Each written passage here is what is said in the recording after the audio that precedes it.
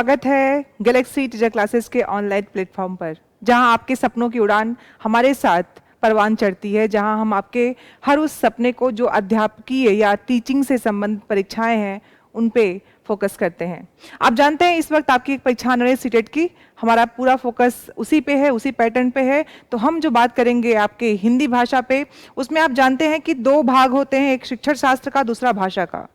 जो उसमें पहला जो सबसे जरूरी है वो भाषा और लिपि। आप जानते हैं कि आपके सिलेबस को देखते ही आपको मालूम होगा कि उसमें जो प्रश्न बनते हैं भाषा लिपि से वो कैसे होते हैं। तो आज जिस टॉपिक पे हम गहन चर्चा करेंगे, और सिर्फ गहन चर्चा इसलिए नहीं कि तथ्यों को जानना है, हम गहन चर्चा इस तरह से करेंगे कि वो प्रश्न में कन्वर्ट कैसे होते हैं, आखिर परीक्षा में प्रश्न कैसे आते हैं, आ सकते हैं। उन समस्त संभावनाओं को लेते हुए हम आज भाषा और लिपि की बात करेंगे।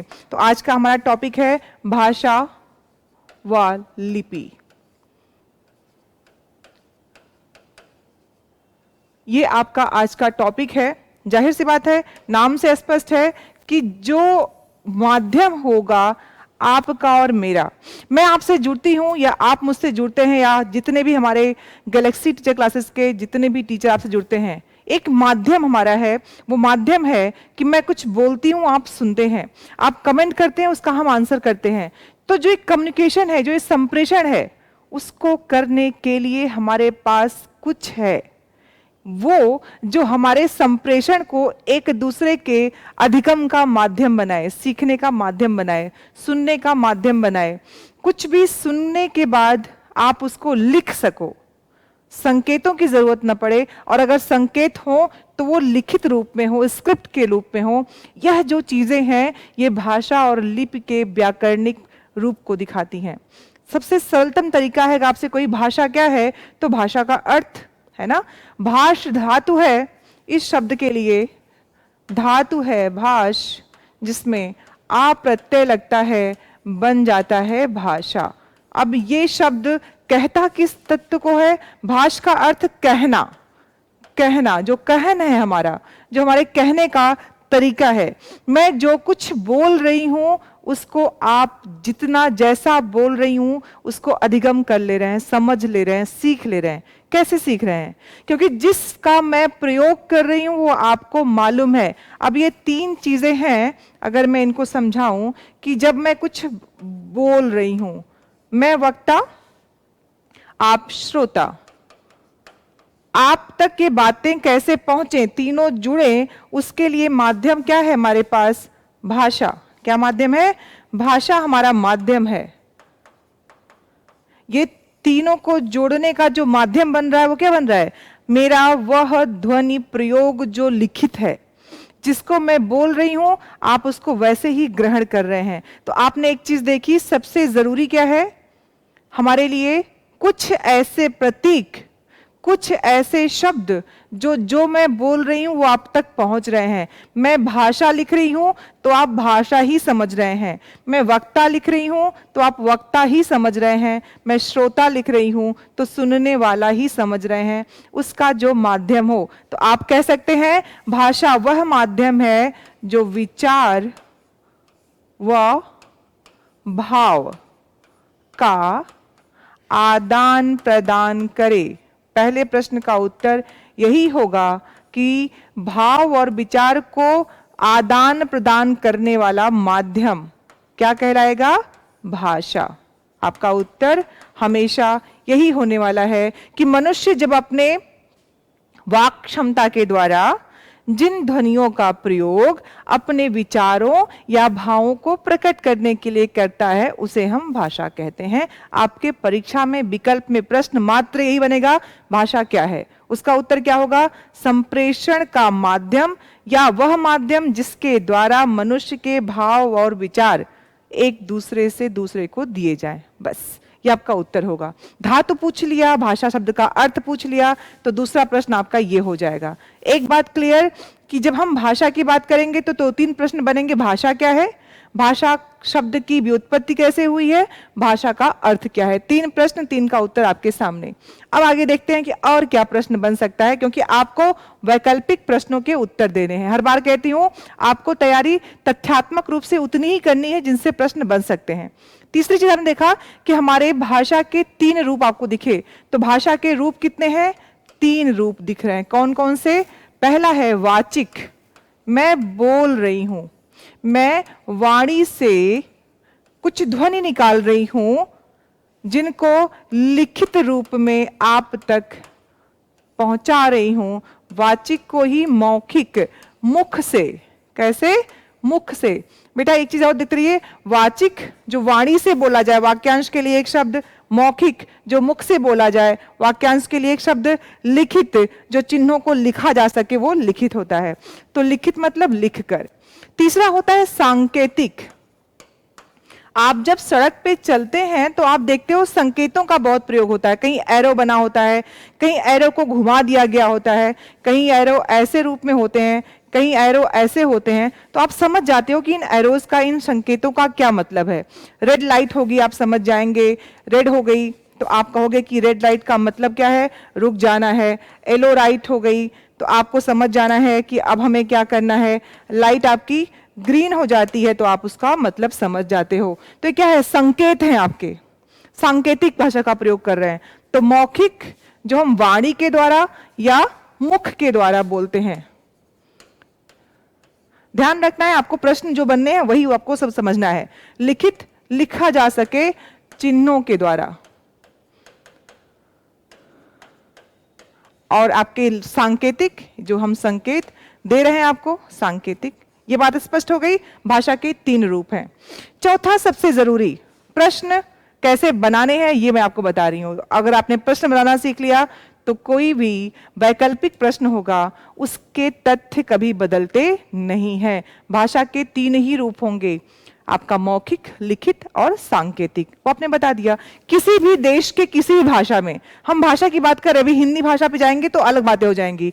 भाषा हमेशा लिखित, मौखिक और सांकेतिक होगी। लिखित भाषा स्थायी होती है, लेकिन जो मौखिक भाषा है वो क्या होगी? परिवर्तनशील होगी, गतिशील होगी, सरल होगी, ध्वनियों के द्वारा होगी।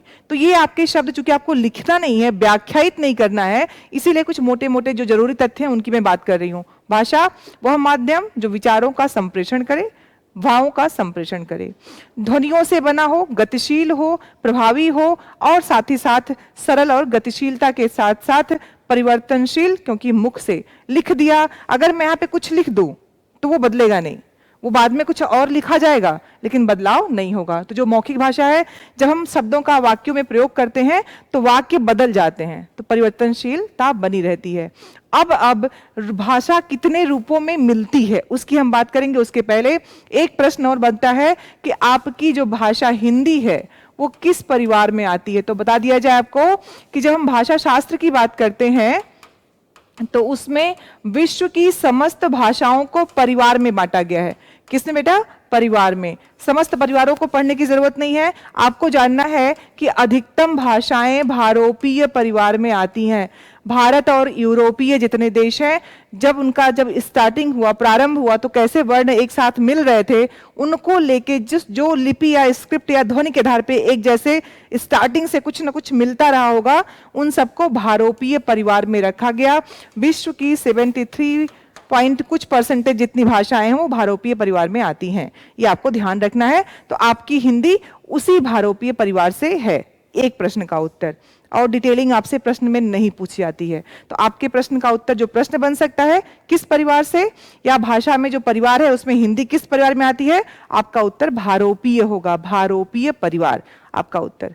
अब हम देखते हैं बेटा कि भाषा के रूप कितने होते हैं।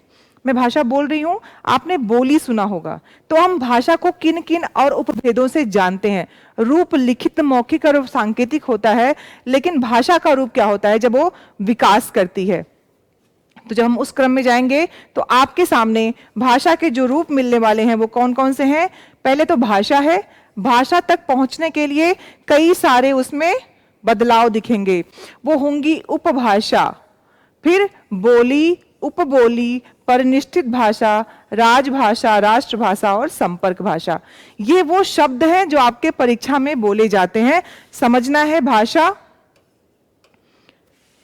जो सबको एक सूत्र में बांधती है। परिनिष्ठित उसका रूप होता है जो भाषा बदल रही होती है। संस्कृत भाषा है, ठीक है ना। तो संस्कृत भाषा हो गई। आपकी हिंदी खड़ी बोली को हमने भाषा में तब्दील किया तो भाषा के रूप में दिखेगी, ब्रज भाषा, अवधी या फिर पाली, प्राकृत, अपभ्रंश जिसकी बात होगी। तो चूंकि भाषा पे हम हिंदी की भाषा कर रहे हैं, भाषा में हम बात करेंगे हिंदी पे, तो सबसे पहले जानना जरूरी है बेटा कि हमारी संस्कृत जो आदि भाषा है, पहले हमारे ये भाषा थी संस्कृत, संस्कृत से पाली बनी, विकास करके जब भाषा का विकास चूंकि गतिशील है तो भाषा में कुछ परिवर्तन हुए, परिवर्तन होने के नाते वो पाली तक आई। पाली के बाद उसमें जो बदलाव हुआ वो प्राकृत रूप में मिलता है, और प्राकृत का बदलाव हुआ तो अपभ्रंश रूप में मिलता है, और अपभ्रंश के बाद हमारी हिंदी आज के मानक रूप में दिखाई देती है।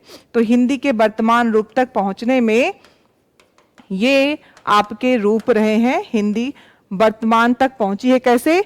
पाली, प्राकृत, अपभ्रंश और हिंदी का वर्तमान रूप। और उस बीच में बोली आप सब अपने आसपास जो कुछ बोलते हैं, एक आपने कहावत सुनी होगी कि कोस कोस पे पानी बदले और 3 कोस पे बानी। ये दिखाता है कि जो वाणी है वो क्या होती है, बदलाव, उसमें परिवर्तन रहता है। तो बोली जो लोग बोलते हैं, सामान्य लोग बोलते हैं कहीं के भी, लेकिन वो उसी भाषा की ही बोली होती है, डायलेक्ट होता है, मातृभाषा। जैसे कुछ लोग अवधी बोलते होंगे आप में से, कुछ कन्नौजी बोलते होंगे, कुछ हरियाणवी बोलते होंगे, कुछ भोजपुरी बोलते होंगे, कुछ मगही बोलते होंगे, कुछ माधवी बोलते होंगे, मागधी बोलते होंगे। तो ऐसे बहुत से बच्चे होंगे जो उनकी अपनी मदर टंग अलग अलग होगी। तो मदर टंग क्या, लोक व्यवहार की भाषा, जिसमें लोग बात करते हैं, उसमें मानक रूप ना हो, शुद्ध अशुद्ध का भेद ना हो।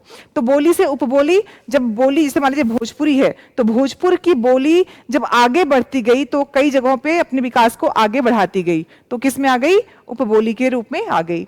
अब उसके बाद जब ये आपको मिलते हैं 3 चीजें, तो उसको हम मानकीकरण कर देते हैं। क्या कर देते हैं, मानकीकरण। तो मानकीकरण जब करते हैं तो परिनिष्ठित भाषा हो जाती है। आप हम जो इंटरेक्ट कर रहे हैं आपस में, वो मानक हिंदी के रूप में हमारा इंटरेक्शन हो रहा है। तो परिनिष्ठित या मानक भाषा होती है जिसमें हम सब लोग पढ़ते हैं। मानक हिंदी जो आपके किताबों की भाषा होती है, क्लासेस की भाषा होती है, या जहां पे हमें उसके अनुसार व्यवहार करना होता है, वहां की भाषा होती है। ठीक है। फिर ये 2 शब्द राजभाषा और राष्ट्रभाषा, ये दोनों शब्द आपको ध्यान रखना है बच्चों, एग्जाम में पूछते हैं। राजभाषा सरकारी कामकाज की भाषा, आपको ध्यान क्या रखना है, सरकारी कामकाज की भाषा, जिसमें काम किए जाएं गवर्नमेंट के।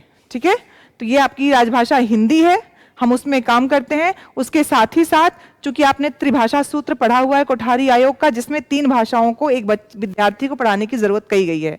एक उसकी अपनी भाषा मातृभाषा, दूसरी एक जो राजभाषा है, तीसरी अंग्रेजी, है ना। तो ये जोड़ने के लिए, जिससे उसका संपर्क बना रहे।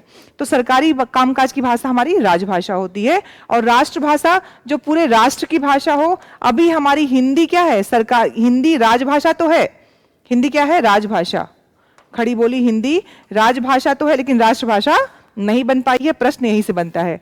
संपर्क भाषा जो एक दूसरे से, जैसे आप कहते हैं ना कि अंग्रेजी, वो क्या है, 2 देशों के बीच में संपर्क करने के लिए हम एक भाषा का अध्ययन करते हैं, जानते हैं। या 2 राज्यों के बीच में, दक्षिण के राज्य हैं, हमें अगर तेलुगु नहीं आती, तमिल नहीं आती, तो हमारे पास एक भाषा है जो दोनों के बीच की दूरी को खत्म करता है, आदान प्रदान करने के लिए, वो संपर्क भाषा। तो ये भाषा के रूप है जो हमें जानने जरूरी है। अब आगे देखते हैं सबसे जरूरी चीज। अभी मैंने कई बार आपसे बात की, इस बात के बाद हम दूसरी बात पे आएंगे। भाषा की बात की, मैंने कहा कि राष्ट्रभाषा हिंदी नहीं बनी है, अभी राजभाषा है। तो इसके बारे में बात कहां की गई, ये आपको जानना जरूरी है। हमारी 8वीं अनुसूची में बात की गई है किसके बारे में, हिंदी भाषा के बारे में। ये प्रश्न बनता है, हिंदी भाषा के बारे में 8वीं अनुसूची में कहा गया है। और जब प्रारंभ में हमारा संविधान बना था तो 14 भाषाएं थी। कितनी थी, 14। प्रारंभ में संविधान के होने पे जिस 8वीं अनुसूची में हिंदी भाषा की बात की गई थी, उस वक्त कितनी भाषाएं थी आपके पास, 14। 14 सितंबर 1949 को इसमें जो बातें डाली गई उसमें जोड़ा गया, उसमें 14 भाषाओं की बात की गई थी। और आपको यही चीज ध्यान रखनी है कि संशोधन किए गए फिर भाषाओं को उसमें डाला गया। आज की तिथि में आपके पास कुल 22 भाषाएं हैं। कितनी? 22। आज की डेट में 2023 में हम लोग हैं, तो आज तक हमारे कुल संविधान में भाषाओं की स्थिति कितनी है? 22। आपको याद रखना है। लेकिन साथ में जरूरी है कि 21वां संशोधन किया गया था 1967 में, तो सिंधी को जोड़ा गया। ठीक है ना, सिंधी भाषा डाली गई आपके 21वें संशोधन में 1967 में।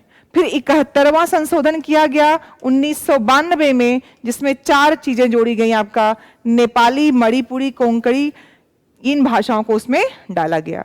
उसके बाद 92वां संशोधन हुआ 2003 में, डोगरी, मैथिली, बोडो और संथाली, इन चारों को जोड़ा गया। ये जरूर याद रखिएगा, प्रश्न बनते हैं इससे, मुख्य प्रश्न है, क्योंकि इसमें कभी कभी पूछा गया है कि आखिर जो हमारा 92वां आपका संशोधन हुआ था 2003 में, तो पूछता है कि कब किया गया संशोधन जिसमें 4 भाषाओं को डाला गया, तो 2003 की बात होगी। अगर पूछा गया कि कौन सा संशोधन था, तो 92वां 92वां संशोधन था आपका, ये याद रखना है। कौन कौन सी भाषा थी, तो आपको पता है मैथिली, डोगरी, बोडो और संथाली, ये इन भाषाओं को स्थान दिया गया। और भाषाएं कुल कितनी हमारे पास? कुल भाषाओं की संख्या है हमारी 22। ये ध्यान रखना है। वो 22 कौन कौन से हैं? असमिया, बांग्ला, गुजराती, हिंदी, कन्नड़, कश्मीरी, मलयालम, मराठी, ओडिसी, पंजाबी, संस्कृत, तेलुगु, उर्दू, तमिल, सिंधी, कोंकणी, मणिपुरी, नेपाली, बोडो, संथाली, मैथिली और डोगरी। ये हमारी कुल 22 भाषाएं हैं। आपके अनुच्छेद 343 वन में इसकी बात की गई है, 8वीं अनुसूची में बात की गई है। उसके बाद जब 14 भाषाओं को हमने रखा था, कब? जब प्रारंभ में 14 भाषाओं को उसमें स्थान दिया गया संविधान के शुरुआत में। लेकिन 21वां संशोधन 1967 में हुआ, जिसमें सिंधी को हमने डाला। 71वें संशोधन में कोंकणी, मणिपुरी और नेपाली डाली गई। और 92वें संशोधन में आपके 2003 में डोगरी, मैथिली, बोडो, संथाली डाली गई। ये कुल भाषाओं की स्थिति हमारे हिंदी भाषा में है। ये संबंधित प्रश्नों की बात है बच्चों, इसलिए मैंने आपको बहुत डिटेल में इन बातों को बताई, क्योंकि प्रश्न यहीं से बनते हैं। प्रश्न क्या बन सकते हैं? भाषा क्या है? भाषा किस लिए प्रयोग होती है? संपर्क भाषा के रूप में। भाषा के रूप कितने हैं? आपने कहा लिखित, मौखिक और सांकेतिक। अब आपके संविधान में हिंदी की स्थिति क्या है? तो आपने कहा कि 343 वन में हमारे संविधान में इसके संक्षेप में बात किया गया है, और 8वीं अनुसूची में हिंदी की बात की जाती है, भाषा के संबंध में बात की गई है। उसमें 14 भाषाओं को प्रारंभ में लिया गया था, फिर ये बदलाव हुए थे, और आज कुल भाषाओं की संख्या 22 है। कुल 22 भाषाओं को संविधान में जगह मिली हुई है। ये आपके प्रश्न बनते हैं। आपके अगले क्लास में मैं इन्हीं शब्दों को, चूंकि आपकी भाषा की बात हो गई, प्रश्न और बनते हैं बोलियों को लेके और लिपि को लेके, उसकी चर्चा हम आगे करेंगे। तब तक आपको यह ध्यान रखना है कि जब भी आप इन प्रश्नों को पढ़ रहे हैं, तो उसमें सबसे ज्यादा जरूरी चीजें हैं। प्रश्न क्या बन सकते हैं, उनको प्रश्न में लिखिए, प्रश्न का उत्तर आपके सामने है, प्रश्न बनाइए, उत्तर लिखिए। तो अगली क्लास में हम चर्चा करते रहेंगे इसी बात पे। तब तक पढ़ते रहिए, मनन करते रहिए, प्रश्न बनाते रहिए, और गैलेक्सी टीचर क्लासेज आपके इस कार्य में आपके साथ है। सब्सक्राइब करिए हमारा चैनल, देखते रहिए, कमेंट करिए, और जो कुछ प्रॉब्लम समस्याएं आपकी आती हैं, आप उनको कमेंट डाल सकते हो, पूछ सकते हो। आपके सहयोग में हमेशा आपके उन उलझनों को दूर करेगी हमारी गैलेक्सी टीचर क्लासेस। तब तक पढ़ते रहिए। बहुत बहुत धन्यवाद, आभार आपका।